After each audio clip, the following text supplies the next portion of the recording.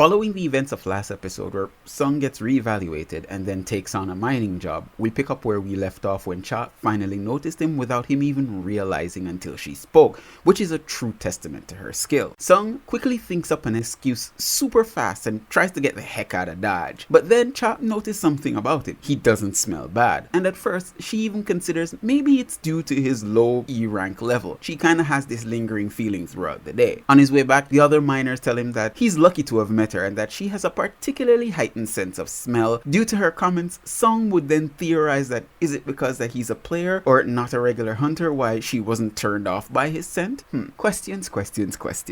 Outside, the boss then lets Sung know that he did a good job, so here's some more money and we are offering you a spot on the mining team. But as you know, Sung wouldn't really take that as that would derail his plans to save his mom, so he politely declines, only to get offered one more job for the following day. Apparently, due to the size of the guild, they can clear multiple dungeons per day. This is the only guild in the whole country that can actually do that. Now, to explain this a little more, it isn't just about the size of the guild that actually helps with this. It's also about the level and power of the hunters and also the level of the dungeon that they enter. Assigning various roles to certain teams, they can clear higher dungeons more efficiently and more effectively than say a single strike team. Now back to it, this is where Sung would actually accept because he wants to see what happens in these high level raids. Now for the next scene, I'm not really sure how to cover this part as it's a spoiler territory and you know, I want to stay away from spoilers as best as possible. So what I'll do for now is just I'll leave it as is. They'll probably cover it in the next episode. Just so you know, it's one where Jin-Woo was trying to reach Sung, but due to him not hearing from him, he would arrange a meeting with a certain someone trying to find out more information about where Sung was, and then some other spoiler shit happens. Anyways, it goes right into the scene where Cha was trying to find out more information about Sung, only to hear that her guild master also requested the same info, but that Sung's records were sealed by the association, which is very strange for them to do that for a lowly E rank. This is where she falls asleep on the information and damn, what is this panel? The next day when Sung gets back to the work site, he's greeted warmly by everyone, which is a nice change. I like to say it reminds him of his friends. Now we're off to lunch, but to be honest, Sung finished so fast that it's still morning. Sung is offered some more money, but then the leader of the second strike squad asks for some help with their luggage, in which Sung would volunteer. At first I thought that this guy was bad due to his reaction to an E rank wanting to accompany a strike team in an A rank dungeon, but based on the episode's events, he's pretty cool. So now we get ready to head right in and let's go. Nothing is omitted here as they do comment on the size of the gate and the magical power emitting from it. But then Sung says something funny. He said that he's got a bad feeling about this,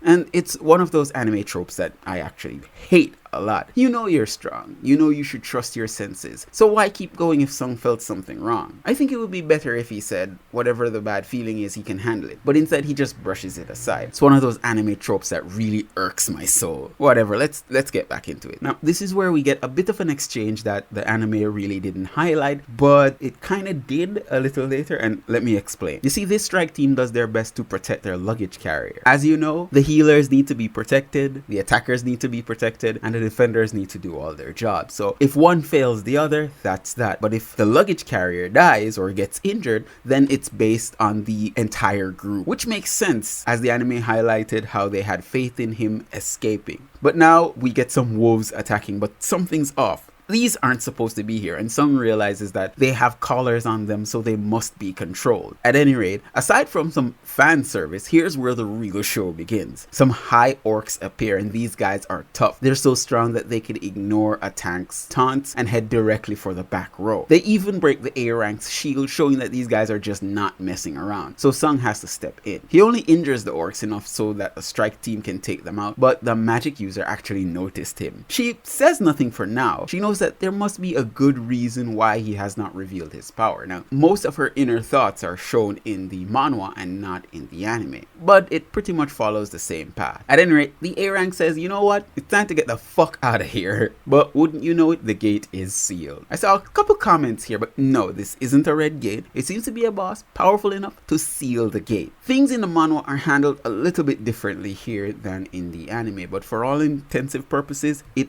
actually plays out the same. They try to unlock the gate, but then they are cursed, and then they sense a power emitting from inside. And as you know, some more high orcs come in, and one is taken over by the boss who happens to speak human language. Or he's casting a spell so that they can understand him, which is pretty neat. The manhwa highlighted that. The anime really didn't. The manhwa also highlighted that the orcs are being controlled. This isn't the same as the elf glitch that was in the red dungeon, so don't get that confused. This is where they start explaining to Sung that he must get out while they distract the boss, and little Miss Healer here hands over her last will and testament to him. The facial expressions really tell what's going on in Sung's mind in the manhwa, but in the anime, as you know, he's stoic as usual.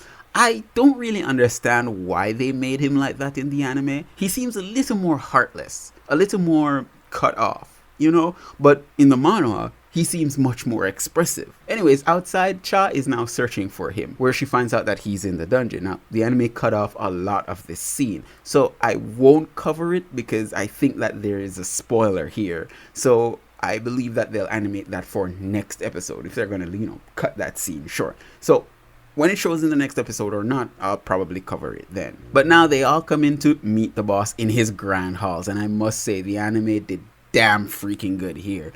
Although it's not a 1-for-1 as in the manhwa, it's still pretty amazing. The CG was flawless as usual. So this week's episode is just a setup for the boss, so I can't wait for shit to really hit the fan. It didn't skip out as much as the previous episode, to be honest, which is pretty good, except for some shortened scenes here and there, which I'll complete next week. For this episode, I saw a lot of people complaining that Sung really isn't stepping up and that he should have really intervened a little bit earlier than he does, as he's already been re-evaluated, and in the next day it won't change anything if he's announced an S rank and he shows that he's an E rank here. Now, you should understand that Sung likes to observe things to see how they really play out. He doesn't really like to intervene too much, but at the same time, he was a bit hesitant as well to help these guys. As you know, he doesn't want to reveal things before their time, so it's perfectly understandable. Yes, I get that it would have been far better for him to jump in a little bit earlier, or for us to see the inner workings of his mind, what he's thinking about as these guys are being attacked,